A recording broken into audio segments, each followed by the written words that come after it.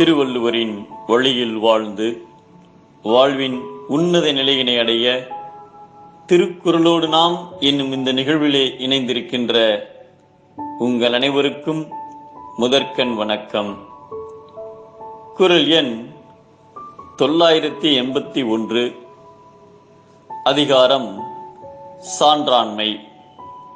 ஒரு செல்வந்தர் தன் வீட்டில் கடவுள் சிலை ஒன்றை வைக்க விரும்பினார்.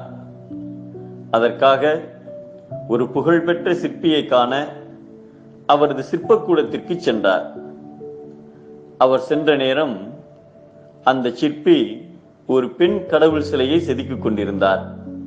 கொஞ்ச நேரம் அவர் செதுக்குவதை வேடிக்கை பார்த்தபோது அங்கே மற்றொரு பெண் சிற்பம் இப்பொழுது சிற்பி வடிப்பது போலவே இருப்பதை கண்டார்.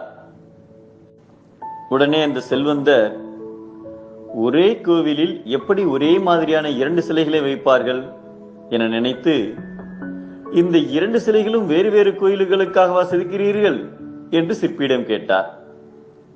சிற்பி சிரித்துக் கொண்டே, இல்லை ஐயா, கீழே கிடக்கும் சிலையானது உடைந்து போனது, அதனால்தான் மற்றொரு சிலையை செதுக்குகிறேன் என்றார். செல்வந்தர் ஆச்சரியத்துடன், அச்சிலையில் எந்த பாகமும் உடையாமல் மிகவும் அழகாகத்தானே இருக்கிறது என்றார். அதற்கு சிற்பி, அந்த சிலையின் மூக்கில் சின்ன கீறல் ஒன்று இருக்கிறது பாருங்கள் என்றார். செல்வந்தர் அருகில் சென்று உற்று பார்த்து, ஆம், அருகில் வந்து உற்று பார்த்தால் தான் இது தெரிகிறது. இந்த சிலையை எங்கே வைக்கப் போகிறீர்கள் என்று கேட்டார். இது கோயிலின் கோபுரத்தில் 40 அடி உயரத்தில் வைக்கப்படும் என்று சொன்னார் சிற்பி.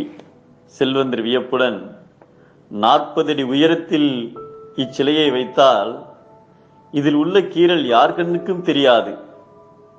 இந்த சின்ன கீறலை யாரும் கண்டுபிடிக்கப் போவதில்லை. இதற்காக ஏன் மற்றொரு சிலையை செய்கிறீர்கள் என்றார். பெரியவரே, அந்த சிலையில் கீறல் இருப்பது யார் கண்ணுக்கும் தெரியாவிட்டாலும் எனக்கு தெரியுமே என்றார் சிற்பி. நான் எப்போது அந்த கோயில் வழியே சென்றாலும் எனக்கு என் தொழிலில் உள்ள குறை உறுத்திக் கொண்டே இருக்கும் அல்லவா, அதனால்தான் மற்றொரு சிலை செய்கிறேன் என்றார். சிற்பியின் சிறந்த குணத்தையும் தொழில் நேர்மையும் வெகுவாக பாராட்டினார் செல்வந்தர். தனது கடமை இதுவென்று அறிந்து சான்றாண்மையை மேற்கொண்டு வாழ்பவர்க்கு நல்ல குணங்களெல்லாம் இயல்பாக இருக்கும் என்பதை கடனென்ப நல்லவை எல்லாம் கடனறிந்து சான்றாண்மை மேற்கொள்பவர்க்கு என்கிறார் நம் தெய்வப்புலவர் திருவள்ளுவர். தீயவர் தவறு செய்து அதனை மறைப்பார், நல்லவர் தவறு செய்ய மறுப்பார்.